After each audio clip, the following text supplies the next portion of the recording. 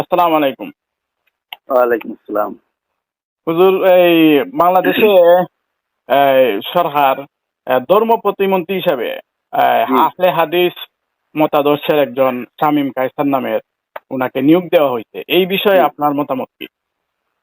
ও, বিষয়টা তো আমি মনে করি অত্যন্ত স্পর্শকাতর। এই কাজটাকে আমি একটা জাতির জন্য একটা অশুভ লক্ষণ মনে করি। অশুভ লক্ষণ বলতে আপনি কি বুঝাইলেন? এক্ষেত্রে সারা বিশ্বের 2/3 মুসলমান হানাফি মযহাবের অনুসারী।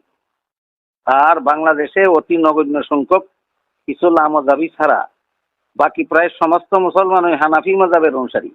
সেক্ষেত্রে একজন লামাযাবিকে ধর্ম প্রতিমন্ত্রী হিসাবে নিয়োগ দেওয়া কতটুকু যৌক্তিকতাপূর্ণ তা আমার বোধগম্য নয়। আর এটাও বোধগম্য নয় যে তিনি বাংলাদেশের সিংহভাগ মুসলমানদের মতাদর্শে ধর্মীয় কর্মকাণ্ড পরিচালনা করবেন না নগণ্য সংখ্যকদের মতাদর্শে। শেষ উক্তটা কি শান্তিজনক হবে না অশান্তি ও বিশৃঙ্খলার কারণ হবে? এসব কথার পরিষ্কার জবাব কোথায় পাবো আমি বুঝতে পারছি না।